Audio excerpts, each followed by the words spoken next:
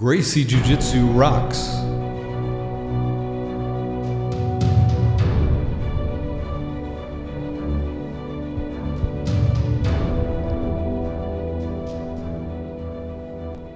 Welcome to the Gracie Jiu-Jitsu Rocks podcast, a podcast dedicated to Gracie Jiu-Jitsu and all things Gracie, including self-defense, competition, anti-bullying, women's self-defense and empowerment, nutrition, and most especially, the people involved in Gracie Jiu-Jitsu. This podcast is for the average Joe. It's for anyone who practices, trains, teaches, or just loves to talk about or hear about Gracie Jiu-Jitsu. We'll explore the lives of Gracie Jiu-Jitsu practitioners, how they got involved in the art, and what effect it's had on their lives. So buckle up and enjoy the ride.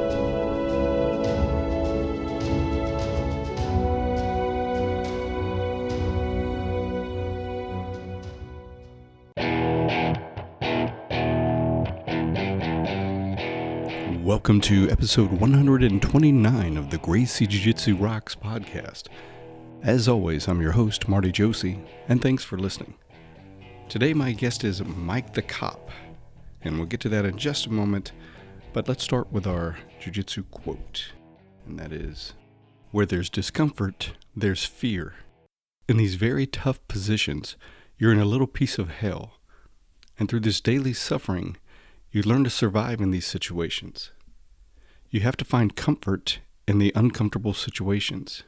You have to be able to live in your worst nightmare. Jiu-jitsu puts you completely in the moment, where you must have complete focus on finding a solution to the problem. This trains the mind to build that focus, to increase your awareness, your capacity to solve problems. Sometimes you don't have to win, you cannot win, but that has nothing to do with losing." And this is from Grandmaster Hickson Gracie.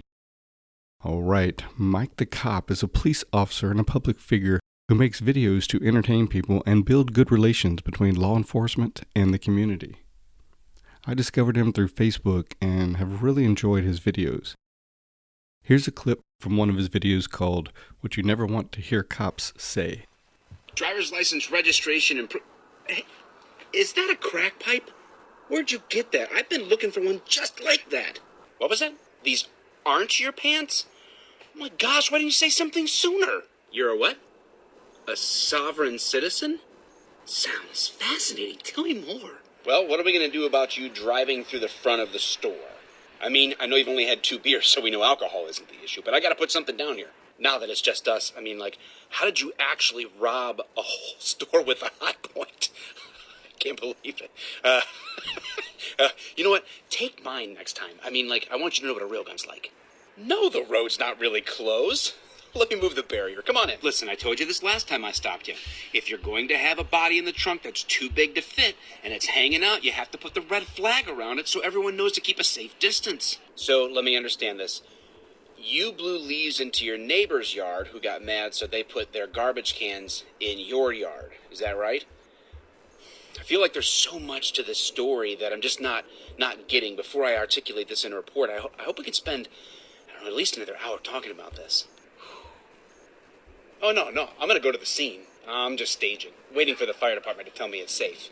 No, I apologize. I've wasted your time. If I would have known it was a rental car, then finding all those guns under the driver's seat wouldn't have been a problem. They obviously just forgot about them before you rented the car. All right, great stuff. Even better when you're watching the videos, so check that out as well as his other videos. I'm excited to talk with Mike the Cop today, and oh yeah, he does train jiu-jitsu. In this interview, we discuss a lot of things, especially about law enforcement, starting with the recent incident where an officer was kicked onto the train tracks, what led him into law enforcement, and what's been the best thing about being a law enforcement officer, the biggest challenges of being a law enforcement officer, why he started jiu-jitsu and the biggest lesson he's learned through it, how much training officers get, and why they don't train more on their own, his thoughts on bad cops, his videos, mass shootings, what the movies and TV get wrong and right about police work, citizens' arrests, his podcast, Tales of Valor, and what the Sheepdog Nation is. So I know you're going to enjoy this interview. After the interview, make sure you stick around for the Make a Difference, Make an Impact segment. And without further ado, Let's meet Mike the cop.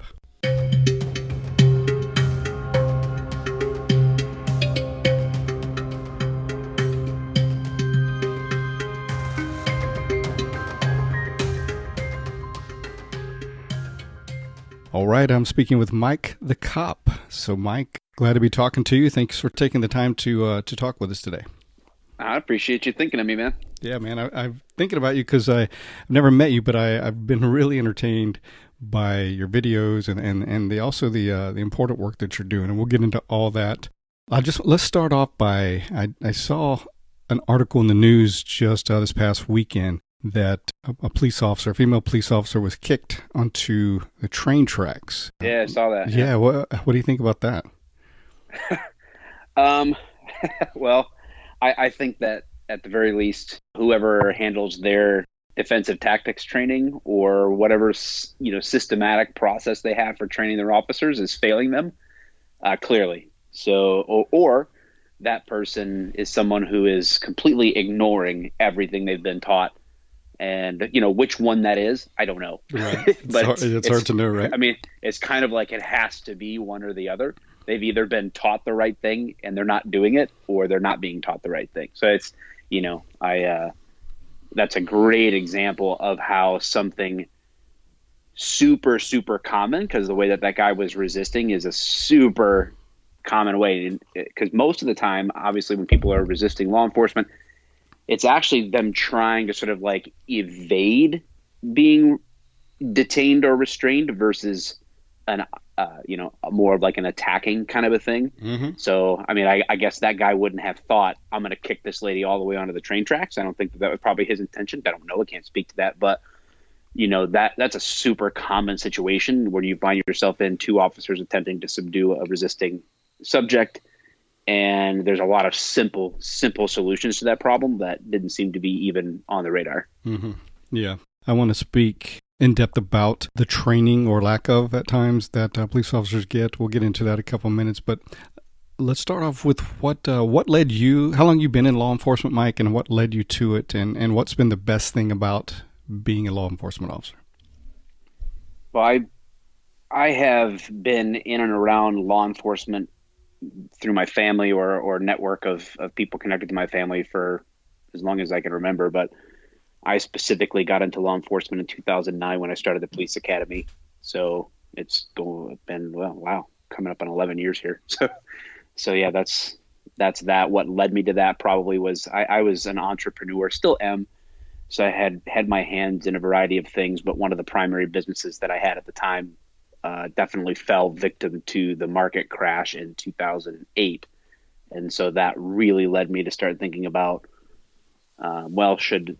should I jump into this career that I've sort of like eyed for a long time as a potential fit for sort of like my personality and all that. And I went ahead and took the plunge, and yeah. And I would say that the best part about it is probably twofold, and it's sort of the two sides of the same coin. And one is that I know that the work that I've done has made a difference in the community that I'm in. So that's been really good, whether that's recognized or not. I know that effective law enforcement officers in the community make a true difference. And I think that's knowing that, I put my head down at night, knowing that I have done that is really valuable, I think, and beneficial, rewarding. And then on the other side of that too, the connections and camaraderie and brotherhood that has sort of like come out of being in law enforcement has been another huge aspect of my life. So I think it's sort of like two sides of the same thing, one outward facing and one inward, but definitely two things that have made a huge impact on me. Well, it is, I'd say, probably one of the most important jobs in the world out there to do. And certainly you guys don't get enough credit, enough appreciation most of the time. You don't do it for the pay. So you really got to, my hat's off to you. I respect all law enforcement officers for giving them themselves and really trying to make a difference. And conditions these days that certainly aren't always the best to be working in. Let's flip that around and say, what are some of the challenges? What are some of the things that were different than you thought they would be before you joined? And then what are some of the biggest challenges that you've encountered in that role? For me, I honestly feel like I had a really super accurate picture of law enforcement. My brother was a cop before me, and so I don't know. Like I said, I had known so many cops and was part of connected in my real life to a number of officers prior to me entering in. So I actually feel like the picture and the expectations that I had going in were very realistic, and I think I was met with a pretty accurate result of my expectations. So I think it was pretty much the same of what I expected. And as far as challenges go, I would say that from 2014 on, I feel like that was like a dividing line. Like the Michael Brown shooting in Ferguson was sort of like a pretty watershed moment for law enforcement and how the media in our current time was covering law enforcement. I think that made a huge difference. And so I saw on the ground a challenging environment as far as media perception and cops go from 2014 on. So I'd say that's been a huge challenge and a huge motivating factor for why I got involved on social media in the first place. Is me feeling like, man, I want to do something to help combat false narratives that exist in the media when it comes to law enforcement. That's a great reason to get going in that, and you're no doubt making a big impact in changing that perception with a lot of people. I have a number of police officer and law enforcement friends, and they echo what you were just saying. And around that time, things really seem to change. And, one thing that blows my mind is not everybody has always liked, law enforcement officers. And I don't think you can pick any one segment of the population or any role that everybody just loves completely. But what blows my mind is that a segment of our youth nowadays is being brought up, not taught to respect law enforcement, but to actually disrespect or fear them. And I think that's a kind of a really dangerous way to go, Yeah, no, I agree 100%. And that's part of what I hope to accomplish with whatever brief time I have on the internet is encouraging departments to open up their social media policies to allow more engagement on social media, because the next generation coming up, that's the way that they're getting their information. They're not watching mainstream media outlets. That's already got its own problems, but they're not reading the newspaper. They're not watching CNN or Fox. They're not watching the nightly news. They're on Twitter and TikTok and Snapchat and Instagram, and that's where they're getting their quote unquote news, right? Right. And it's a very much a sort of like a herd mentality when it comes to some of these very important issues that are received in very sort of like non-important ways. And the way that it's transmitted is just different. And if police departments and cities, as far as managing that, don't adapt very, very soon, we will be in for a pretty long period of time, I think, where good officers people who would otherwise be good officers will not apply and enter into the job field, or they will leave early because of the environment that is being tolerated and perpetuated from city administration on down, and hamstringing them from being able to actually make a difference in the community in ways that they're receiving. Yeah, I agree. One of the real dangers, in my opinion, is everything goes so viral so fast, and even the perception of something, the court of public opinion, it happens fast, and people don't even wait to see what the real facts are. It's just like, anytime an officer involved in a shooting, it's got to be his fault. And it's like this herd mentality, like you said, just jumps on it, blows it up. The media perpetuates that. And, not always, but a large segment of the media. And it's just a volcano. Yeah. Social media tends to, I think human nature is to have sort of like a little bit of a tribalism. Everybody, likes to be right.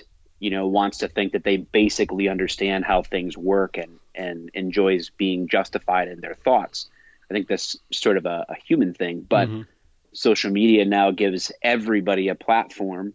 And when they have that, there's an increased sense of pressure to be right, and we are threatened when we're not correct. And that's what prevents a lot of open dialogue, from changing perceptions, is people don't like to often be confronted with objective realities that differ from what they believe to be true. Right.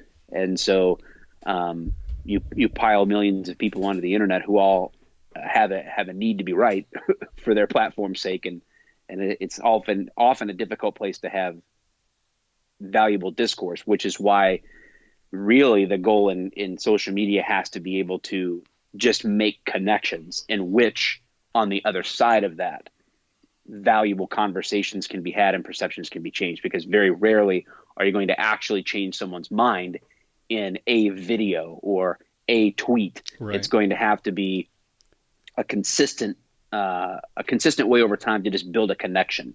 And that's what social media for me has been, is building that connection over time with people. Yeah. Building that connection and a way of building trust. And once people feel a sense of trust, they'll be more open to dialogue. For sure. But I'm sure it compounds it when you have like the management or the administration sometimes being hypersensitive to some of the things going on, and then put down policies that kind of tie your hands, and then you're left with what can we do to be effective. And I know I've heard you use the term soft cops, where I think I heard either read or heard or saw it in one of your videos. You speaking of now you can't even use the word boot or rookie in a lot of places because that offends people. Yes. That just blows my mind, man. It's crazy, man. It's definitely out there, and that a lot of people don't realize that too. Is like they view cops as sort of like this nationwide organization, as this like all-encompassing thing. Like cops are cops everywhere. Well, I mean, not really. Every city, people need to understand that police departments are run essentially by cities or, county jurisdictions or whatever. And so at the end of the day, politics and political correctness and those sorts of things, the tone is set way, way, way above the police department. So it's an interesting role to try to navigate. Yes, for sure. It's not that much different than the military either. I was in the Army, and years after I got out, I heard that even in basic training and boot camp, that they issue stress cards now. Where yes, I have heard that too. The thing is, you have to be under stress. You have to learn to adapt to stress. So when you need it and you're out in the combat, it's not your first time feeling intense stress, right? So that there's a reason for the intense training. If you take that away, much like with the soft cops, you're creating people that are just going to be setting them up for failure for sure. Yeah, I actually quit working at a police academy. I had a part-time job doing some ancillary instruction there, and one of those roles was in the PT. And we had some new administration changeover at the academy, and like literally in the middle of PT class one day, we were told, "Hey, you can't raise your voice anymore, and add more physical exercise on as a discipline if they mess up." And I literally left the tarmac that day where we were exercising, and I never went back. Wow! Because for me, part of the reason I was doing that was because I said I'm helping to invest. I want to help raise up another group of officers that I would trust as my backup. Right. That I would trust to be safe and be well equipped to be good cops. And if people going into law enforcement can't handle someone who is not out to hurt them, getting in their face and pushing them, then they're going to be in for quite a shock the first time they go into someone's house during a domestic situation or any type of tense situation and start trying to exert any sense of authority. So they're in for a very rude awakening, and they'll be under they'll be under equipped, and they will not be the kind of person that I want to work with, because I won't be safe. That's a huge point, because I went through this program before, fear adrenal stress response in martial arts. And it's the same thing. When you get adrenalized, you go into your reptilian brain, and you need to have very gross motor skills, movements, at your disposal, and not all these intricate things. But same thing here. If the first time you get under pressure and somebody's in your face, and you get adrenalized, and you've not tested that before and trained to deal with that and be calm under pressure, you're going to just lose it, man. There's no telling what's going to happen.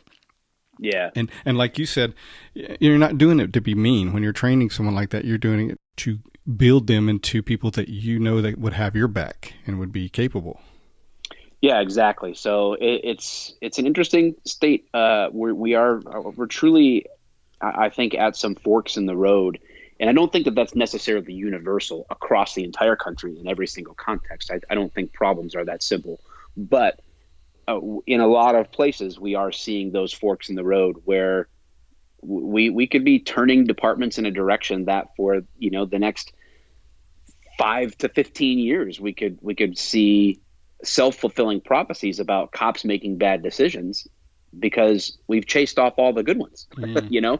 We've created an environment where the people who can make good decisions aren't going to put themselves in the position to make them, because they're smarter than that. Yeah, absolutely. Let me flip it around and be devil's advocate. What about the people that say, well, what about the bad cops? Because there are bad cops out there. What do you say to that? I think there's a few different layers to it. That you kind of start at the outer one, which is that no one is shocked that there are bad cops. No one should be, right? Just like, I always tell people, like, I'm assuming you still go to the doctor, even though some doctors have been accused and convicted of malpractice.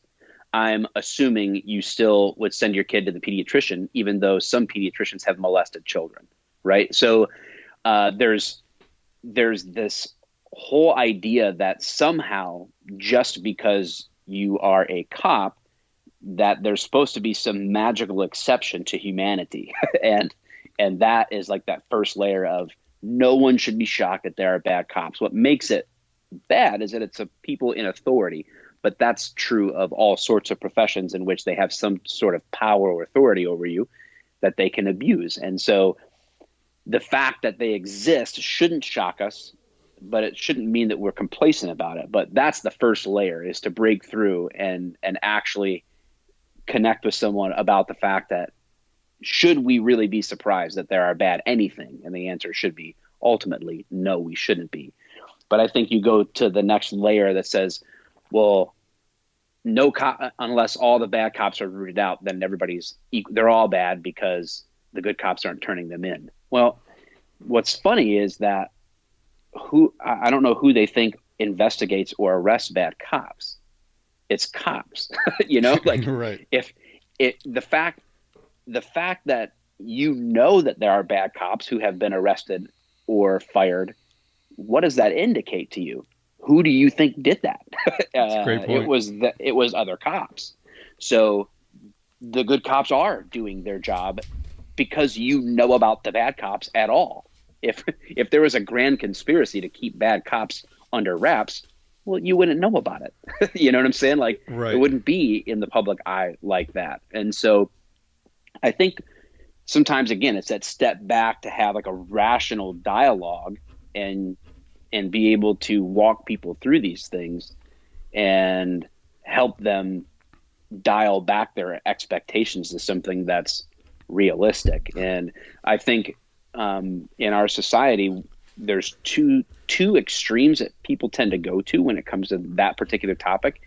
And that is, number one, to see an example of a bad cop and make the exception the rule and say, well, I've seen all these videos on the internet. Well, of course, you can go onto YouTube and you will find an accumulation of tons of videos that at the very least paint cops in a bad light, or maybe they do really show a bad cop in action. And the reality is, out of all police interaction, very, very few are ever put out to the public. And literally the massive overwhelming amount of those, if they were shown, would all be positive. And so we can't live under the exception is the rule. And then the other extreme is that if I don't see it, it must not be happening. So I always tell people, like, in my police experience, I have seen cops arrested. I have seen cops fired for disciplinary actions that weren't criminal. And I have seen cops that were charged with crimes and are in prison right now. I've seen it, like people that I know. So, but none of those stories are on YouTube. So my question that I would ask them is, so just because you haven't seen it, just because you haven't seen a bad cop getting the results, the fruits of his action, does that mean it's not happening? And of course the answer is no, but people don't live like that. Right. They want to live in these extremes. It's true. When the reality is you don't know what's going on, so you can't pretend to know, and that's sort of like where I take the conversation with the whole bad cop thing. Yeah, that's a good comments. And I mean, it's kind of like you can find references for anything. If you have a certain belief, and you're looking for something, you can find the references to back up that belief. If that's confirmation bias is huge for sure. It's a little bit like someone not going to church because they say there's hypocrites at church. Well, right. Yeah, there are, but they're also great people. So, like you said, there's no part of the population that has only great, wonderful people. I see two issues here. One, there are some people in every occupation, including law enforcement, that are, they're jerks. And no matter what they went into, they would be a jerk. Some wanted, to feel important and have power. So there's always, like you said, that's a small percentage, but you can find that. A bigger part is they aren't bad cops. They're undertrained cops, right? The training a lot of times is just not there because of funding or because of whatever. So speak to that a little bit about the state of training and where do you see it and what could be better about that? Well, I think that, man, what a huge topic. And there's so many different aspects to what's expected of law enforcement that it's becoming increasingly hard to train efficiently. And I think that that's one thing that has to be acknowledged and solutions discussed for that, because we are, man, in this culture right now, we have so many different issues, like taking mental health issues, for example, which as a society we're addressing. And you see these situations where, oh, my son or daughter is autistic, and how are the cops going to know how to deal with this? Or they had this situation where this is a condition my kid has and the cops didn't know, or whatever else. Like, how do you take something so complex and then try to just expect an entire profession to know and understand mental health and the exact type of tone or response or how to respond to somebody in mental crisis, right? And then you've got that's just one topic, and we're increasingly expecting law enforcement officers to handle and deal with problems in ways that are really should be beyond the scope of what law enforcement is, and the more we put on the responsibilities of law enforcement officers, the thinner the training gets, because you only have so much time and ability to train effectively. And you can only have such a big enough scope. That's why you have a heart surgeon is not going to be performing a surgery on your foot, Right. I mean, he's a heart surgeon. Yes, there is a general body of medical knowledge, but it's not a heart surgeon that's up there talking about COVID-19, because a heart surgeon isn't an epidemiologist. It's like I think we expect way more from law enforcement than they can give. Just on the whole. And so it's making the training conversation difficult to have, because it's kind of like, well, which aspect of the job do we need more training in? Yeah. All of it, I guess. We need to, I think, re-narrow the scope of what law enforcement should be about, what it means to be a good cop in your community, and train to that. and expect that we get better results from cops when we narrow the scope of what it is that they're there for and then train to that. And that would, I think, go a long way. So I think that's one aspect of the training conversation. And then internally, of course, yeah, there's budgetary constraints and there's archaic modes of thinking. I mean, that's the way we've always done it, mindset, and that's not just in law enforcement. That's in all sorts of different fields. But I think it's especially detrimental to law enforcement with the whole idea of that's the way we've always done it. Sure. I think we're seeing in most of these academies, when it comes to like jujitsu, for example, we're looking at an outdated system of PPCT that is absolute trash and is a terrible way to control people. But that's what's taught. When I went to the academy in 2009, I learned a system that's been in place since like the 70s. And, it heavily relied on a baton and whatever. It's like, and you have to sort of like train to the new tools and knowledge that you have as far as subject control and things like that. So I think that's a plague too, is like sort of like that. Well, that's the way we've always done it, and change is slow. Yeah. Most of the time, if not always, when you hear that term, that's the way we've always done it, it's not going to result very positively. No. It's right up there with hold my beer. But I want to talk a little more about that, because what you talked about made me think of, as far as the scope of training, the more broad you have to go to encompass all these other things, the less depth it has. So you can't go very far in any particular thing, right? Yeah. I mean, you got legal updates. Like, for example, I'm in Michigan. So the Michigan State Police puts out a monthly legal update, and it's pages long. And so that's one aspect of training. I have to stay up to date on state and national case law and how that impacts what I'm doing on my job. I have a state legal update every year that is a class, and you have to like learn how to implement those kinds of things. You might have all sorts of different things like that happening regularly. You've got your medical training that you have to stay up on, and certifications. You have all of your other like certifications, like whether it's driving and firearms and all this, to stay up to date on. And then you've got, now we've got this special domestic violence training that we have to go to. Now we have this mental health training. And at some point, when you're already working 60 hours a week in patrol and you've only got a day and a half off a week, where do you fit in the additional training, especially when you're expected to do so much and have so much knowledge? I'm telling you, man, like the average cop has a lot to learn and a lot to stay up on. And it's the expectations are unrealistic that they're going to have an interest in taking their own personal time to train in something like jiu-jitsu, for example. No, I'm not gonna spend my evenings doing that. I'm already, overworked and underpaid, and to do something else, on my own is a difficult sell. I can imagine, because like I said, they're already overwhelmed with their time constraints. Why are they going to volunteer to go do something else on the side?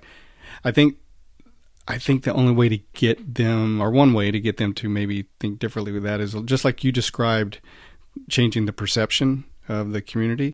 I think that applies to changing officers' perception. If it's another it's another mandatory training or highly suggested, that's one thing. But if they ever get to try it and it's something that's fun, that they love, they can enjoy doing, that's different. Then they'll be possibly motivated to train jiu-jitsu or something. Yeah, for sure. So how did you get involved in jiu-jitsu? How long have you been doing it, and what led you to training? Well, I have a friend of mine that was involved in jiu-jitsu way before I was, and I think he was like a blue belt, and I was doing Krav Maga at the time. I grew up doing martial arts, so I did like Taekwondo and some other Korean martial arts stuff. So I was always interested in combatives and things like that, and so I was doing Krav Maga and whatever, and he was always telling me. And then when I became a cop, actually my department used Krav Maga law enforcement stuff, and I look back on that as like, man, I mean, we trained all worst case scenario stuff like weapon disarms and Mm-hmm. like, oh, someone's trying to gouge my eyes out, now I gotta like pull their tongue and slice it off with a knife or something. It's just crazy, like it's super impractical for the Right. for the everyday stuff that I'm trying to do with subject control.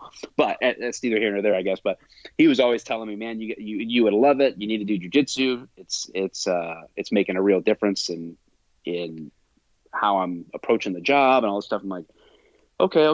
And so I dabbled with a few classes back. I mean, going back as far as like 2010, dropping in or whatever, but I never really took it too seriously.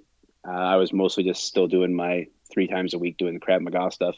And then I got a job at a different department. I got laid off and I moved departments and kind of started all over again. And there was a place nearby that had recently opened up for Brazilian Jiu-Jitsu, and I started training a little bit more regularly then in like mid to late 2012. And it was always sort of like on and off depending on my schedule. I worked 12-hour shifts and a lot of overtime. My department was extremely understaffed, so it was not uncommon for me to be working,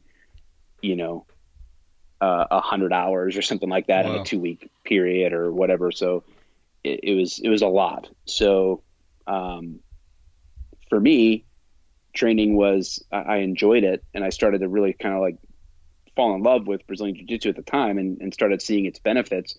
But my training, depending on schedule, was just sometimes a good week would be 3 times, and a normal week was more like once. Mm-hmm. When I would get in. Particularly, it was about schedule too. It was like, Brazilian Jiu-Jitsu isn't even now like extremely popular in the sense of overall in our culture.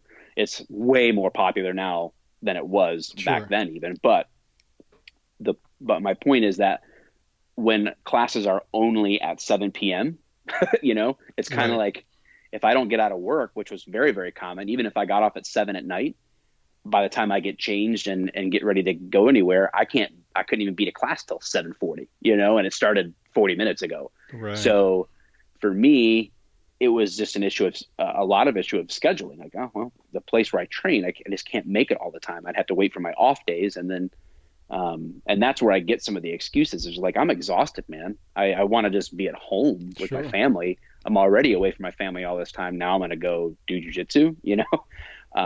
But that's where my daughter started training, and that helped to have family training with me.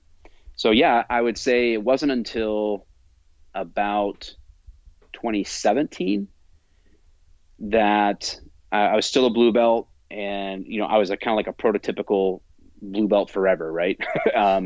Just training away like 1 to 3 times a week for years, and I never really got into a really good rhythm.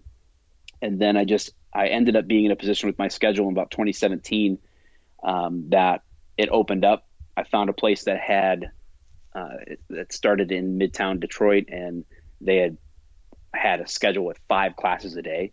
And I Nice. really lost all of my excuses. So I started training more like 3 times was a bad week, 5 or 6 times was a good week. Nice. And I started taking it really consistently. And so, and I just haven't looked back since. Now I've just stayed super, super regular and committed to the training. What's the biggest thing that you've gotten out of training and even more consistent training? And yeah, what's the best thing about it for you? As it relates to law enforcement, or do you mean just like in general? Both or either.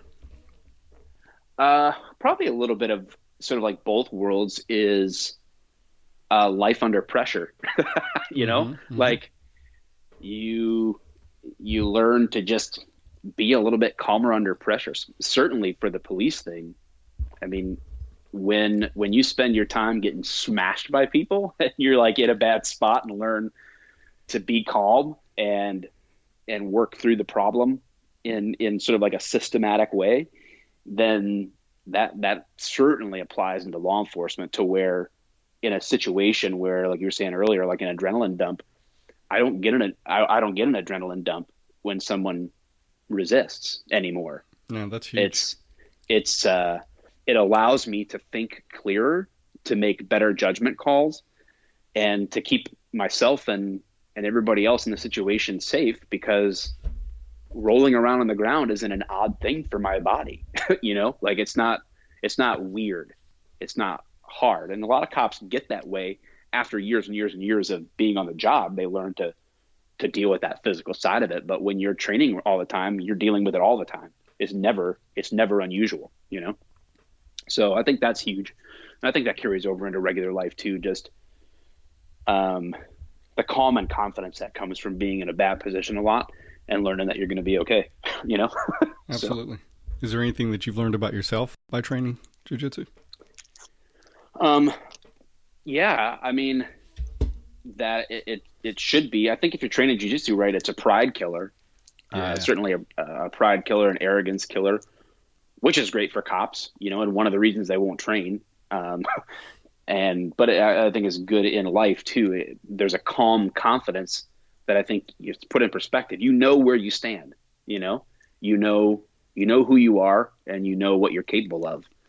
And so there's a sense of, I think, honesty that comes out of that translates into how you carry yourself, in everyday life and your interactions with people. I think that's huge, as well as what you mentioned about the calm under pressure. I think everyone, but certainly cops can, in general, could certainly benefit a lot from that. I was fortunate enough to be able to help with some trainings with Henner and Hedron Gracie with their law enforcement program. And it was really interesting working with the police officers. They're all very eager to learn and, great attitudes. And this was not sportive at all. It was all just very focused on practical application for their jobs. And starting off, the first thing is, having them on their backs and having somebody on them. And when you add the gear they have to wear, that adds, of course, a whole different meaning. And you can't just do a technique on one side or the other, because where your firearm is, you have to go to one side with certain things. It's just it was interesting for me to watch that and to gain that insight, but also just learning how to control bodies when a lot of people weren't used to it. Like going back to the example we started with the officer that got kicked onto the train track, Henner and Hedron did a video recently that showed. Yeah, I shared that video on my Instagram. Where they were trying to control the lower leg from flexing, right? Because they thought that's the best way to control. But actually, for you to actually flex it, and there's ways to just control the body a lot more effectively. So things like that, I think, I wish all cops could go through training like that. Yeah, for sure. It'd be great. That's a dream, right? All right. So I love your videos. How did you get into the idea of making videos? And tell us about how that kind of unfolded. And one of them that I really like, is probably one of your most popular ones, I would assume, is what you never want to hear cops say. So speak a little bit about that, if you would. We started actually with a nonprofit organization. Well, I mean, I started blogging right around the time of the Ferguson incident and wanting to do something more on social media. And that just led me to making connections with different people, and ultimately met a lady who was blogging and had written an article that went viral called Dear Officer. And I connected with her, and we began to sort of like merge what we were doing together. And that led to an organization called Humanizing the Badge. And we really didn't know what we were doing at all. But we kept putting out content that we believed in for the main broad idea of changing the perception of law enforcement in the media. So we started there, and we kind of hit a wall, I guess, as it were, with growing that awareness of what we were doing. And at the time, I saw a guy named Officer Daniels on Vine. My kids were laughing, and guys were watching it work and all this stuff. And so I was like, well, I can try to make some videos, because that seems to be, a way that we could draw attention to what we're doing. And I just made a couple of videos, and I think the first one that I did just took off on Facebook at the time, and I just never stopped making videos. That's the story, really. And it just kept growing. Or continues to grow. It's getting pretty popular. I keep making videos. That's about it. That's wonderful, man. And I like the fact, you said you didn't know what you're doing, but that didn't stop you. If we all waited till we knew what we were doing, a lot of things wouldn't get going. But you're Yeah, learning as you go, right? I don't know who said it, but you can't steer a parked car. It's like you gotta That's right. you just ready, fire, aim. It's Yeah. a lot of stuff. Like, it's not to say that you should never plan anything, but it's kind of like, yeah, if you wait for every circumstance to be what you believe to be ideal, Yep. you'll never get anything done. That's right. No, I agree. Planning's great, but you also the willingness to get out of your comfort zone and just go and know that you'll evolve as it goes. It's awesome. All right, so a couple things I wanted to ask you about. One thing was just the subject of mass shootings. What thoughts do you have on, when I was growing up, you never heard, or they never occurred, and in the last several years seem to have gotten, except for recently, obviously, but they've gotten a lot more frequent. Why? Do you have any thoughts on why that is happening? Yeah, I mean, I think that they did happen. I'm 44, so going back, I think they did happen. Tragedies did happen. We just didn't hear about it. I think that's one aspect, is the speed and the distance at which news travels for different events now. Sure. Stuff probably was going on that we never knew about, and you look back and go, oh, this happens. But two is, I think specifically with school shootings or these sort of like mass shootings, one of the motivating factors from these nut jobs that do that kind of thing, and that's just it, they're either deranged or they're mentally unstable, is a consistent theme when it comes to people. Anybody who's going to shoot anybody without cause, let alone a mass amount of people, is nuts. Sure. So that being said, I think there's a little bit of self-fulfilling prophecy in that. And we're giving, literally, if you are a nut job that wants to go out in a certain way with attention, well, you're going to get it. You're going to go kill a bunch of people, and then your name will be all over the news. And they think, well, I'll either see that or I'll be dead, And I think that people are specifically choosing targets that they know will get them a lot of attention. So, and I think schools are an easier target for people too, like, because they're cowards, and so they're not going to storm an NRA convention and try to do it. Exactly. Because they're not going to be able to accomplish it. It's a mix of mental instability and derangement that drives someone to do that. And typically there is a certain egotism, I think, that goes into those things. They're not doing it out of selflessness. And so they're choosing times, places, and ways to accomplish their twisted goal to get attention. And the news eats it up and gives it to them. There plasters their face everywhere, interrupts everybody else's life and programming to talk about it, and that's exactly what they want. Mm-hmm. They want that spotlight, and we give it to them. We do, and give I it think to them. I think that drives a lot of, out of the choice of targets that they have. I think that plays a role in it, at least. Any thoughts on what can be done to deter that? Do you think police officers should be in schools, or do you think I know there was one idea of having like ex military veterans being put into schools, or other ideas like that? What are your thoughts on that? I'm not sure that there's a one size fits all answer to that. Mm-hmm. I certainly think that each community should take responsibility for itself. I'm a big believer in that the more that we depend on some sort of all-encompassing answer, the worse the answer probably is for most people, because that's speaking of training, for cops too, it's like you got to go with the lowest common denominator to train. Mm-hmm. And that's what we're going to get with a one-size-fits-all government solution to those kinds of things. That may be the right answer in some communities. It may not be in others. And I think that should be up for the parents who are sending their kids to school, for example, to decide for themselves, how do they want to handle it? Do they want to make their school a harder target, or do they want it to stay open and be a soft target? What kind of measures do they want to put in place to help protect their kids versus someone else mandating how they want to do that? Mm. I think that's one, certainly at least one aspect to it.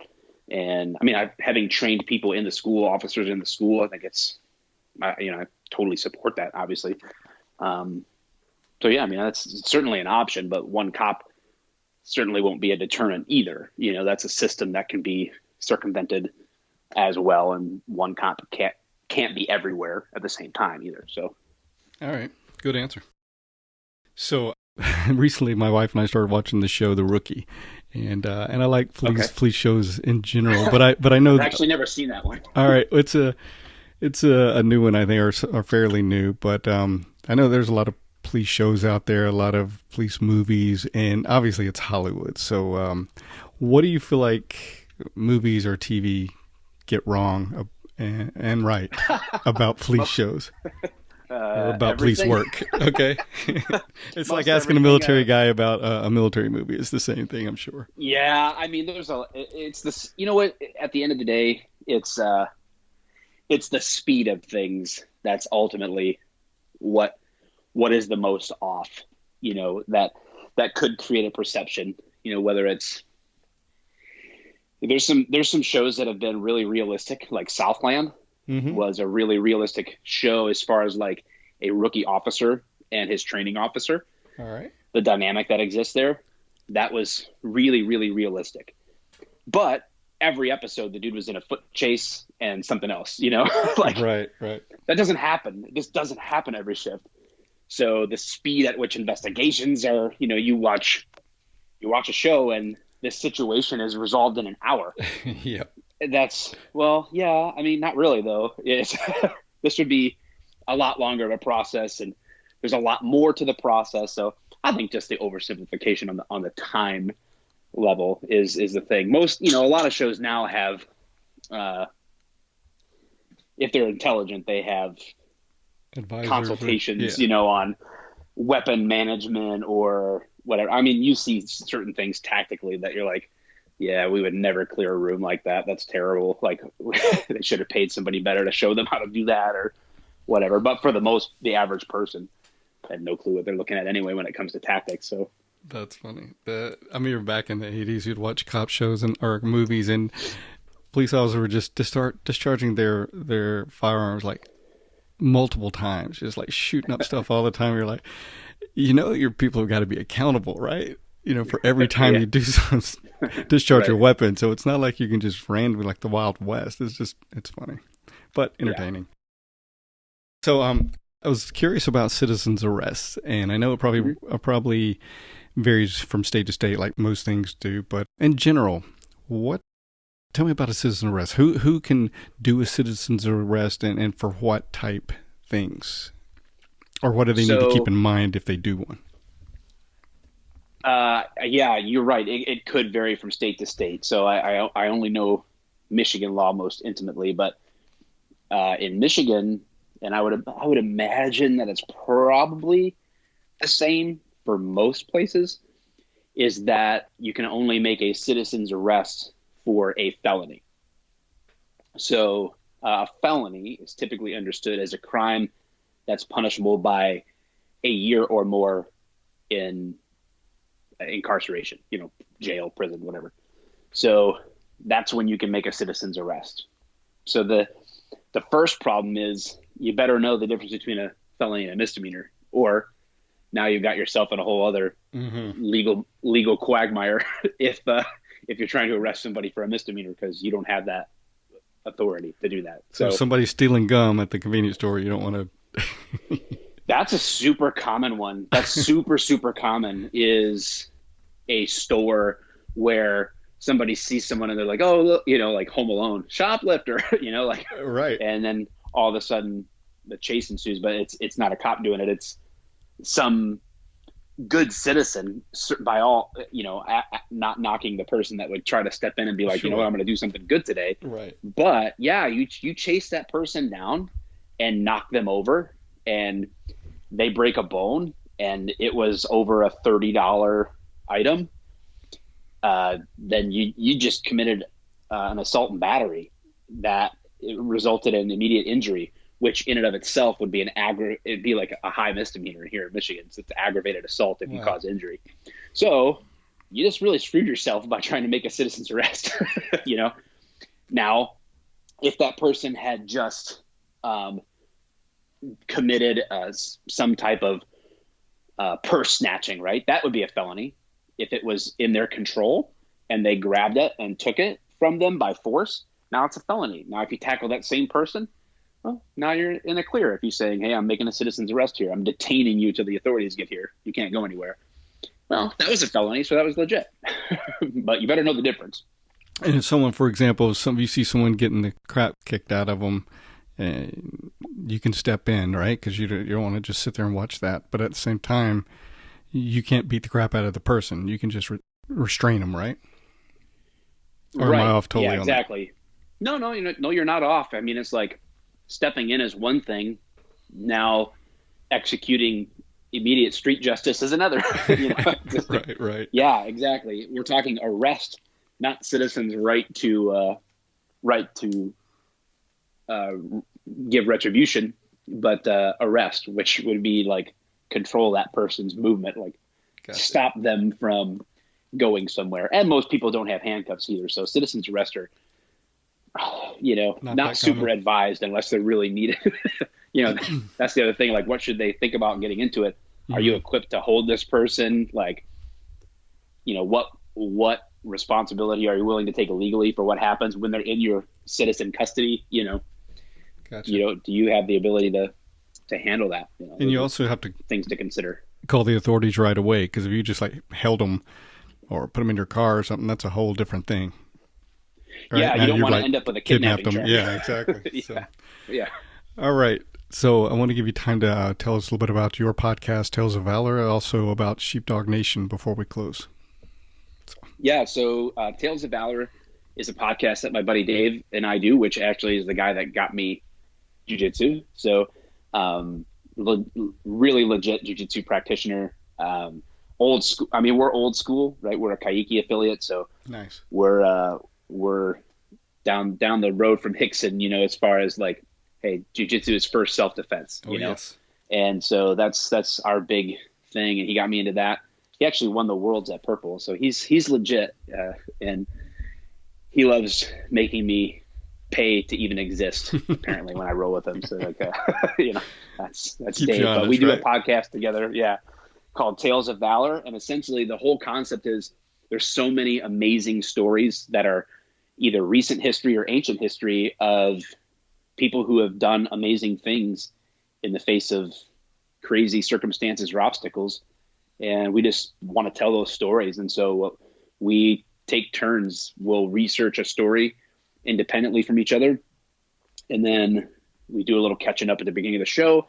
And then one of us tells the story to the other one. And we want to kind of create an atmosphere where everyone feels like they're sort of like just sitting around the campfire and one of us is telling a story, and we're going to ask questions that you would naturally have. And yeah, we just do it back and forth each week. And yeah, we have a blast with it.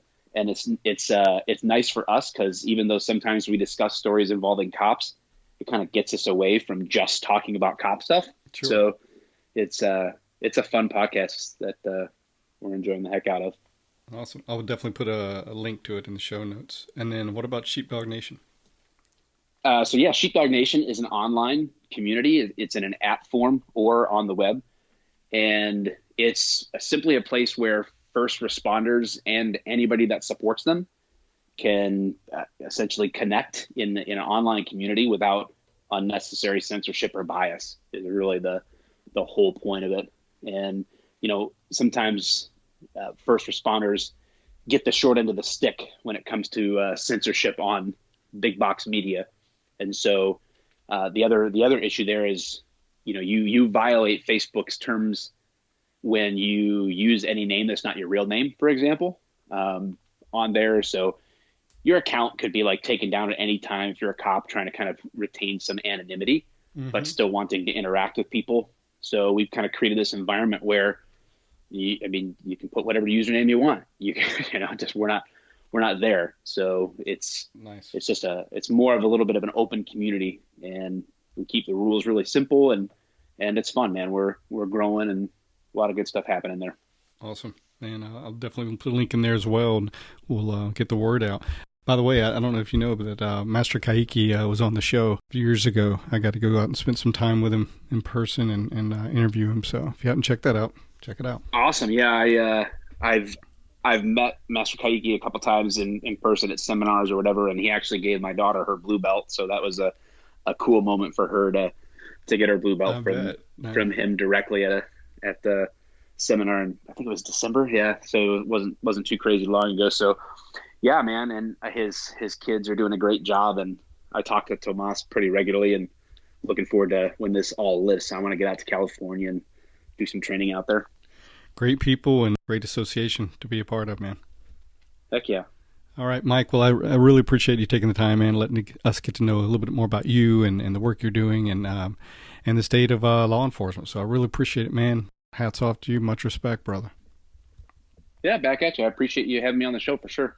All right. Well, be well and long, healthy, happy life. All right. Really enjoyed that conversation with Mike the cop. I can't imagine how difficult and challenging it must be to be a law enforcement officer in this current climate. So my hat's off. Much respect to all law enforcement officers doing their thing out in the streets. All right, this episode is brought to you by the Breathing for BJJ program. And the Breathing for BJJ program is guaranteed to increase your functional capacity to breathe. Based on the work of Dr. Belisa Vranic, author of Breathe and Breathing for Warriors. The program takes a biomechanical approach to strengthening your breathing muscles, which results in a stronger inhale and a stronger exhale.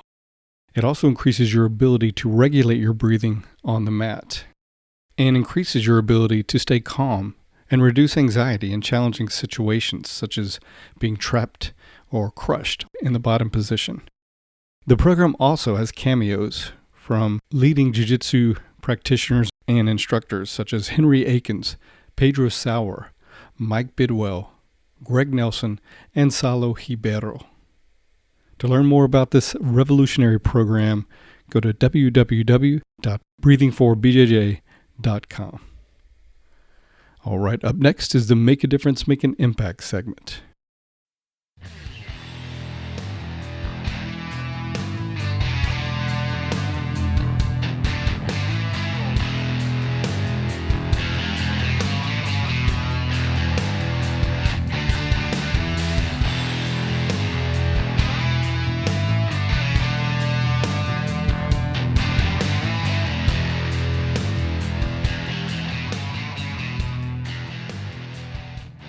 Time now for the Make a Difference, Make an Impact segment. Today's segment is from a post by Dave Kovar, and it's called Baby Stepping. I'm a big Bill Murray fan. I believe his funniest movie ever is What About Bob? In it, he plays the part of an extreme hypochondriac with lots of other issues.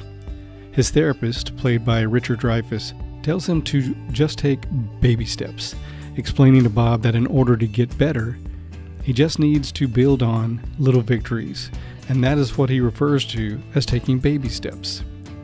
As you probably know, I'm a strong advocate of health and fitness. I belong to a gym. In fact, under normal, non-COVID-19 times, I'm at the gym every morning at 5:15 a.m.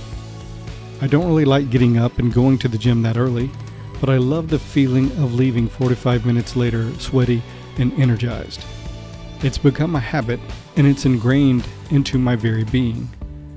Last year on January 2nd, I showed up as usual, sleepy-eyed and only half awake. I looked up and was caught off guard. The place was packed. I think to myself, it's 5 a.m. What are all these people doing here? Did I oversleep? I couldn't have. It is still dark outside. And then it hits me. They're all well-intentioned people who have made a New Year's resolution and are trying to start the year off right. Guess what happened next? Well, a week later, there were still a few more people than usual. But within a couple of weeks, it was back to the regulars.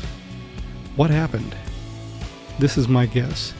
These genuinely well-intentioned people said to themselves, I need to get into shape. I haven't exercised in years, but starting January, I'm going to get up early in the morning. I'm going to go to the gym and exercise for an hour, 5 days a week. I'm really going to do it this time. But remember, they haven't exercised in years. They start going to the gym and they're tired and sore. Willpower gets them through the first week, maybe. Pretty soon, it begins to fade. They begin to notice their own habits that have been displaced by the major change. Whether it's losing an extra hour of sleep, not allowing enough time to get the kids off to school, or whatever it may be, they become overwhelmed by the change. And, more often than not, they quit. So what's the lesson here? I believe that the chance of success is dramatically increased when you set realistic short-term goals that you can complete. Instead of taking a major leap or trying to overhaul your life in one day, start small. Commit to a small change. If, for example, you want to start exercising in the mornings, start incorporating the new habit in increments. Wake up 10 minutes earlier than normal and walk one time around the block. At the end of the week, congratulate yourself. Then step it up a bit more. Wake up 20 minutes earlier and add push-ups. If you continue this process, at the end of the year, you're at the gym every morning at 5:15 a.m. and it's a habit. Now is the time. If not now, when? Take baby steps, my friends. Baby steps.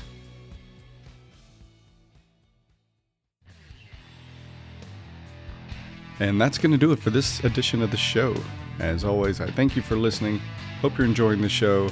If you feel like you're benefiting from the show and want to show your support, you can support us on our Patreon page and a link in the show notes. Please like and follow us on social media and help us spread the word by reposting our posts and telling others about the show. You can leave comments on the website at www.gracejujitsurocks.com. You can also go to iTunes and leave comments as well as rate the show, and we would appreciate a 5-star rating, which helps us with our standing in iTunes. You can also leave comments on our YouTube channel. If you have suggestions for the show, please don't hesitate to give those. We always like feedback and suggestions. Okay, that's going to do it. So until next time, this is Marty Josie, and I'll see you on the mat.